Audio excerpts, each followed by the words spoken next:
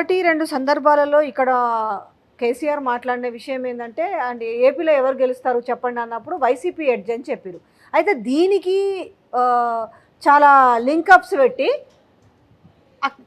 అక్కడ కనుక జగన్మోహన్ రెడ్డి గెలిస్తే ఇక్కడ కాంగ్రెస్ పార్టీని చీల్చి దెబ్బ కొట్టే ప్రయత్నం జరుగుతుంది అనేది ఒక పెద్ద లింకప్ చేసి మాట్లాడుతున్నారు.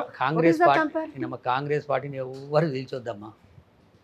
చప్పుడు దాకా 8 నెలల నుంచి ఏడాది గిట కేసీఆర్ ఫింగర్ ఆన్ లిప్ నోరు మూసుకొని ఉంటే వాళ్ళే ఫుట్పాత్ మీదకి వస్తారు. వాడు 15 తీసుకొని ఒదికిపోతాడు, వాడు 15 తీసుకొని ఒదికిపోతాడు, వాడు 15 తీసుకొని ఒదికిపోతాడు. మనది ఉన్నది 117 సీట్లు. అవును, ఆ 7 ఇచ్చి పెట్టి 110. ఈయనకు వచ్చింది 6 సీట్లు ఎక్కువ వచ్చినాయి రేవంత్ రెడ్డి గారికి. ఇంట్లో జగన్మోహన్ రెడ్డి గారి తండ్రి రాజశేఖర రెడ్డి గారి ఫోటోను ఇంట్లో పెట్టుకుంటే వాళ్ళు ఒక 10 మంది ఎమ్మెల్యేలు ఉన్నారు. ఇది ఎవడో తెలిసవలసిన అవసరం లేదు. ఉట్టిగా కేసీఆర్ ఏమో అన్నాడు, ఎవరు ఏమన్నారు కాదు. రేపు 4 తారీఖు రిజల్ట్ వచ్చిన తర్వాత ఈడ కూడా ఏక్నాథ్ షిండేలు వస్తారు, వాళ్ళంతలో వాళ్ళే కొట్టుకుంటారు, వాళ్ళంతలో వాళ్ళే తిట్టుకుంటారు. ఈ ప్రభుత్వం గురించి పెద్దగా ఆలోచించవలసిన అవసరం లేదు. సో మళ్ళీ ఎందుకంటే అంత ఫ్లూక్లు వచ్చిన వాళ్ళు.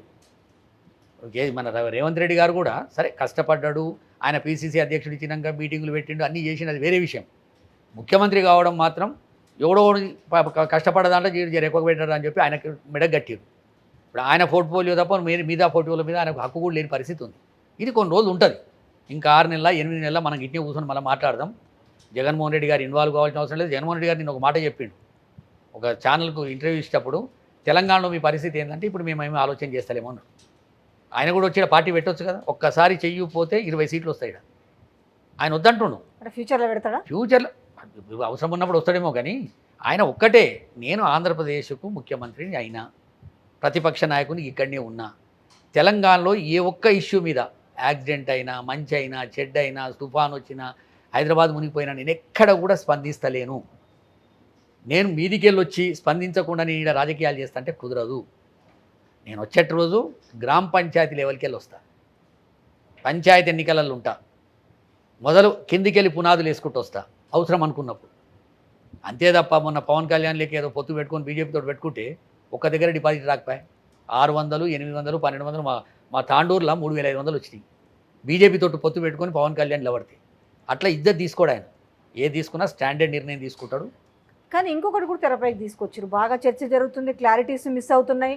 సో అది కేంద్రం తెచ్చిందని చెప్తున్నారు. మరి ఆ కేంద్రంతో ఇప్పుడు టీడీపీ ఉందా, టీడీపీ సమాధానం చెప్పాల్సింది పోయి అంతా గందరగోళం చేస్తుంది. ల్యాండ్ టైటిల్ యాక్ట్ ఏంది అసలు? అది ల్యాండ్ టైటిల్ యాక్ట్ అనే దాంట్లోనే టైటిల్ అని వచ్చింది, ల్యాండ్ వచ్చింది, భూమి హక్కు. ఇప్పుడు నాకు 10 ఎకరాలు ఉందమ్మా. 10 ఎకరాల లోపల పాస్బుక్లో చూస్తే 10 ఎకరాలు ఉన్నది, నాకు ఇంకో 20 గుంటలు ఎక్కువ ఉన్నాయి అనుకో. ఇప్పుడు రేపు ఆ సర్వే లోపల 20 గుంటలు నాకు టైటిల్ ఇస్తారు, లేదా నాది కాకపోతే వేరే వాళ్ళకి ఇస్తారు. అట్లా ఇది నీతి ఆయోగ్ చెప్పినటువంటి అడ్వైస్. కేంద్ర ప్రభుత్వం ఏం చేసింది, రాష్ట్రాలకు పంపించింది. జర పెద్ద మనసుండి రైతుల మీద మంచి ప్రేమ ఉన్న వ్యక్తిగా జగన్మోహన్ రెడ్డి గారు ఏం చేసిండు, దాన్ని సర్వే చేయించుడు స్టార్ట్ చేశాడు. 17,000 విలేజ్లలో సర్వే చేయాలంటే ఇప్పుడు 7,000 అయింది. ఇండ్ల భయం ఏడబుచ్చుకున్నదంటే మన మురళీమోహన్ లాంటి వాళ్ళు, మన అమరావతి రైతుల దగ్గర భూములు గుంజుకున్న లాంటి వాళ్ళు, నారాయణ లాంటి వాళ్ళు, ఈ నిమ్మగడ్డ రమేష్ లాంటి వాళ్ళు, former chief justice of supreme court, ఆయన పిల్లల మీద కూడా ఒక 30 ఎకరాలు ఉన్నాడు ఆడ. ఇటువంటివే ఇవన్నీ బయటికి వస్తాయి. ల్యాండ్ రిఫార్మ్స్ వస్తాయి. ఎవడు ఎక్కడెక్కడ భూములు లావణి పట్టాలు కొన్నారు, ఎవరేం చేసిర్రు, 100 సంవత్సరాల క్రితం సర్వే అయిందమ్మా. ఇప్పుడు మళ్ళా అది సాహసోపేతమైంది. పయ్యావుల కేశవే అసెంబ్లీలో చెప్పిండు 2019 జూలైలో. ఇది చాలా సాహసోపేతమైనటువంటి నిర్ణయం. ఇది చాలా మంచిది. ఇది కొంత శ్రమతోడు కూడుకొని ఉంటుంది, దానికి తగ్గట్టు అంత బడ్జెట్ కూడా పెట్టాలి అని చెప్పి తెలుగుదేశం వాళ్ళు సపోర్ట్ చేస్తే తీసుకొచ్చినటువంటి యాక్ట్. దాన్ని రద్దు చేసుడు గుక్కుంటుడు అనేది ఉండదు. ఈ పెద్ద మనిషి అని లేచేసిండు ఆల్రెడీ ఈనాడు పేపర్లో. ఇదంటే రద్దు చేస్తాడు. నువ్వు రద్దు చేసుడు తర్వాత చంద్రబాబు మోడీతోటి చెప్పి ఎన్ఆర్సీకి సపోర్ట్ చేస్తాడా, కానీ ప్రజల్లోకి ముస్లిం రిజర్వేషన్లకు సపోర్ట్ ప్రజల్లోకి తీసుకెళ్ళింది మాత్రము ఇప్పుడు సపోజ్ మీ భూమి ఉందో నా భూమి ఉందో మన ఒరిజినల్స్ మొత్తం గవర్నమెంట్ ఉంటుంది, గవర్నమెంట్ అథారిటీ ఉంటుంది, మీ దగ్గర కేవలం జిరాక్స్ కాపీలు మాత్రమే ఉంటాయి అనేది ఇప్పుడు జరుగుతున్న చర్చ. నా భూమి కాగితాలు మీ దగ్గర ఉండు. ఈ యాక్ట్ 2019లో ఇంట్రడ్యూస్ చేసిన తర్వాత ఇప్పటికి 9 లక్షల మంది రిజిస్ట్రేషన్ చేసుకోరు. ఎవరి డాక్యుమెంట్ వాళ్ళకి ఇచ్చిర్రు. అది నమ్మకుంటే మొన్న బాలకృష్ణ కూడా ఒక దగ్గర భూమి కొన్నాడు, ఆయన కాపీ ఆయనకి ఇచ్చి అది చూపెట్టిరు నిన్న. పవన్ కళ్యాణ్ ఈ 60 రోజుల లోపల ఒక 100 కోట్ల రూపాయల భూములు కొన్నాడు, ఆయన డాక్యుమెంట్ ఆయన దగ్గర ఉంది. మరి ఎవరి డాక్యుమెంట్ జిరాక్స్ ఇచ్చిరో చెప్పాలి కదా, ప్రజలకైతే అర్థమవుతుంది కదా. వద్దు ఈ మసిబూసి మారేడుగాయ చేసి ఏదో అబండాలు వేసి నా మేనిఫెస్టో నేను చెప్పుకోలేక, జగన్మోహన్ రెడ్డి గారు పని చేయలేదని చెప్పుకోలేక చెప్తాడా దమ్ముందా 17 ఆసుపత్రులు కట్టలేదని చెప్తాడా దమ్ముందా, నాడు నేడు కింద 17,000 స్కూళ్ళను రెనోవేట్ చేసిరని, అమ్మఒడి వేస్తాడని చెప్తాడా, రైతు ఆసరా వేస్తాడని చెప్తాడా, రోడ్లు లేవు, డెవలప్మెంట్ ఎవరన్నారా మా రోడ్లు లేవు, ఎవరన్నారు? మీరు ఈ మధ్యన పోయిరా మీరు? నేను కడప, కర్నూలు, అనంతపురం 3 జిల్లాలు తిరిగి, నేను ఎక్కడ పోయినా ఎయిర్పోర్ట్లు ఎట్లుంటాయి అట్లున్నాయి రోడ్లు, ఎన్నన్నా చితకా ఉంటాయి. ఇప్పుడు చంద్రబాబు నాయుడు ఎప్పుడు ముఖ్యమంత్రి ఉన్నా వర్షాలు పడాయి, రోడ్లు ఖరాబ్ కావు. రాజశేఖర రెడ్డి గారు ముఖ్యమంత్రి ఉన్నా, జగన్మోహన్ రెడ్డి గారు ముఖ్యమంత్రి ఉన్నా వర్షాలు పడతాయి, రోడ్లు ఖరాబ్ అవుతాయి, రిపేర్లు చేస్తారు. రోడ్లు అనేది పర్మనెంట్ 30 ఏళ్ళు 40 ఏళ్ళు మన హైవేలు కావవి. ఆ రోడ్లు వర్షాలు పడితే ఖరాబ్ అవుతాయి. ఆయన దరిద్రం ఉంటుంది కనుక వర్షాలు పడాయి. అందుకు ఈ రోడ్లది ఒకటి చూపెట్టి బూచి, లేకపోతే ల్యాండ్ టైటిల్ యాక్ట్ బూచి చూపెట్టి ప్రజలు అట్లా లేరు. ఇప్పుడు క్లారిటీ ఉంది. 86% మందికి క్లారిటీ వచ్చిందమ్మా. భగవంతుని దయ వల్ల 86% మంది గిట్ట మంచి మనసుతోటి ముందు గిట్ట పోతే ఖచ్చితంగా స్వీప్ చేస్తారు. 175 పోతుంది. అంటే కుప్పంలో చంద్రబాబు ఎదురుతున్నాడు. ఎందుకు కాదు, ఎందుకు ఇతలే తెలుస్తుంది కదమ్మా. ఎవరో ఒక మనం చెప్తున్నారు 26,000 అంకెలు కూడా చెప్పిండు, 26,373 ఓట్లు ఏదో చెప్తుండు. అందుకు ఏదేమన్నా నియత్ సాఫ్ ఉండాలి. చంద్రబాబు నాయుడు నియత్ సాఫ్ లేదు. షర్మిల గెలుస్తలేదా? షర్మిలమ్మకి డిపాజిట్ కాదు, ఏదో నాకు వచ్చినట్టు 30,000 40,000 ఓట్లు వస్తాయి. నువ్వు గెలుపు చాలా దూరం పోతున్నావు, అంత ఇబ్బంది పడ. అక్క చెల్లెలు ఇద్దరు కలిసి పాపం ఏం అక్క చెల్లెళ్ళమ్మా, ఈ పక్కింటోడేడు. నీకు ఇంటి మనుషులు ఒక్కడు లేడు రక్త సంబంధం ఉన్నాడు అంటే ఎంత బేయిజ్జత్గా తిరుగుతున్నారు అనేది వాళ్ళకి తెలియదా? చెప్పి చూసి కారణం ఏంది ఎవరు లేకపోవడానికి? అరే ఆడపిల్లలు కదా అని సపోర్ట్ ఎవరు వస్తారమ్మా? వీళ్ళకు ఒక అద్దు బద్దు లేదు.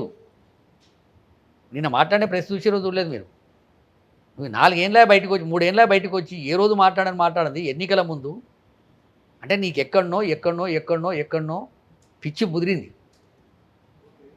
ఓరోలేనితనం ముదిరింది. రేపు 4వ తారీఖు రిజల్ట్ వచ్చిన తర్వాత ఆ పిల్ల ఏమైనా చేసుకుంటే అంత క్రాక్ ఫెయిల్. ఇప్పుడు మాలాంటి వాళ్ళు ఆ మాటలు అంట మామేంటి ఎప్పుడన్నా అన్నమా? మీరే నాతో ఇంటర్వ్యూ చేసినప్పుడు మా షర్మిలమ్మ లాంటిది వీడికి వస్తే బాగుండే అని చెప్పి ఒకరోజు మీ ఇంటర్వ్యూలో చెప్పింది. మీరే ఫస్ట్ చెప్పింది కూడా. వచ్చి వైఎస్ఆర్సీపీకి నాయకత్వం వహించి ఇక్కడ కూడా పార్టీ నడిపిస్తే బాగుండే అన్న మాటకెళ్ళి ఇలా పిల్ల మీద ఇంత మాట్లాడుతుందంటే ఎంత దుర్మార్గం పనిచేస్తుంది చెప్పండి. అందుకు కడప ప్రజలు ఎవ్వరు కూడా చైతన్యం ఉన్నటువంటి ప్రజలాళ్ళు వైఎస్ఆర్ కాంగ్రెస్ పార్టీ పెట్టిన 14 రోజుల్లోపటినే ఫ్యాన్ గుర్తు మీద 5,45,000 ఓట్లతోటి భారత పార్లమెంటులోని అత్యధిక మెజారిటీ ఉంటదమ్మా, రిపీట్ అవుతుంది. అందుకు ఎక్కడ కూడా భారతదేశ చరిత్రలో మీరు ఏ రాష్ట్రమన్నా తీసుకోండి, ఒకటే జిల్లాలో ఒకటే నియోజకవర్గంలో తండ్రి ముఖ్యమంత్రి, తండ్రి ప్రతిపక్ష నాయకుడు, కొడుకు ప్రతిపక్ష నాయకుడు, కొడుకు ముఖ్యమంత్రి, ఒక జిల్లాలో ఒక నియోజకవర్గంలో కడప జిల్లా ప్రజలు అదృష్టవంతులు. ఏ జిల్లాకు లేదా అదృష్టం? ఆ జిల్లాకున్నది, ఆ పులివెందల గడ్డకున్నది. ఇలా పులివెందలకు పోతే బెంగళూరు చూసినట్టు అనిపిస్తుంది, కడపకు పోతే ఆ రోడ్లు, ఆ స్ట్రీట్ లైట్లు, ఆ నీళ్లు, ఆ నీట్నెస్ అంతా చూస్తే 50 డివిజన్లు ఉన్నాయి. 50 డివిజన్లు ఎక్కడ చూసినా పార్కులు, గ్రీనరీ. ఆ అదృష్టం అందరికి ఏడుంటుంది. సరే, టీడీపీకి ఎన్ని వస్తాయి? ప్రతిపక్ష నేను చెప్తున్నానమ్మా, కూటమికి ప్రతిపక్ష హోదా కూడా రాదు. మీరు రాసి పెట్టుకోండి. ప్రతిపక్ష హోదా కూడా వాళ్ళకు రాదు. వాళ్ళకు అర్థమైంది. మనం ఎన్నిసార్లు చర్చించినా, మాట్లాడినా, చేసినా ఏమన్నా ఇన్ఫర్మేషన్ వస్తుందని చూసుకోవాల్సిందే తప్ప ఎక్క దుక్క ఏమైనా కింద మీద అయితే చూసుకోవాల్సిందే తప్ప వాళ్ళకు ప్రతిపక్ష హోదా రాదనేది కూడా చంద్రబాబు నాయుడుకి ఎరక. ఇంకా పవన్ కళ్యాణ్ పాపం అంత రాజకీయ జ్ఞానం లేదు, అజ్ఞాని, కానీ చంద్రబాబు నాయుడుకి ఎరక.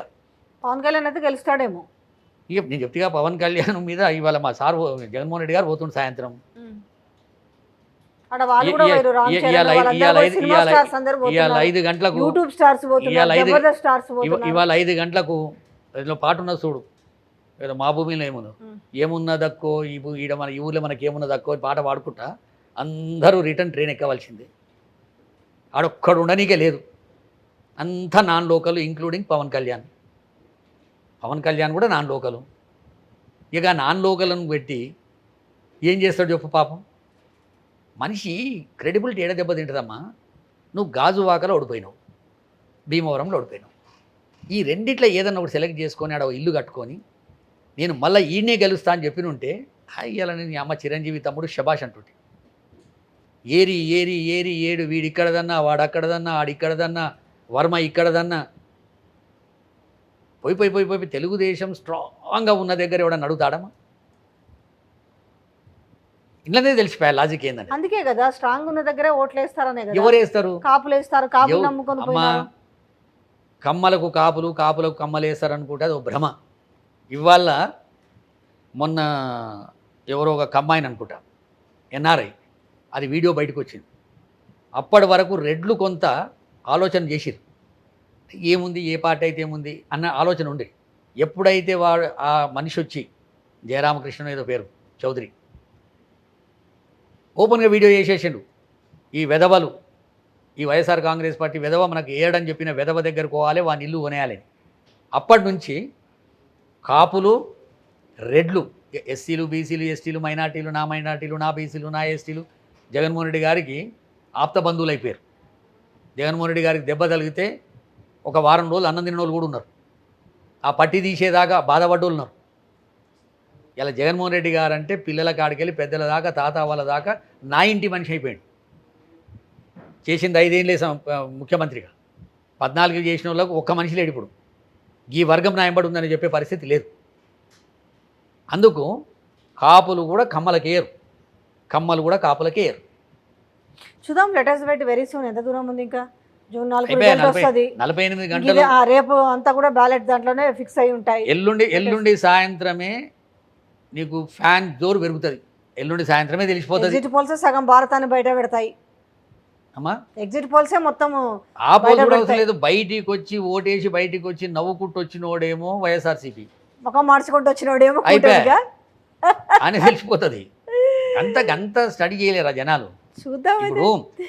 ఇప్పుడు మీటింగ్లల్లా ఇప్పుడు నిన్న మోడీ గారి ర్యాలీ అయింది ఏడా, విజయవాడలో.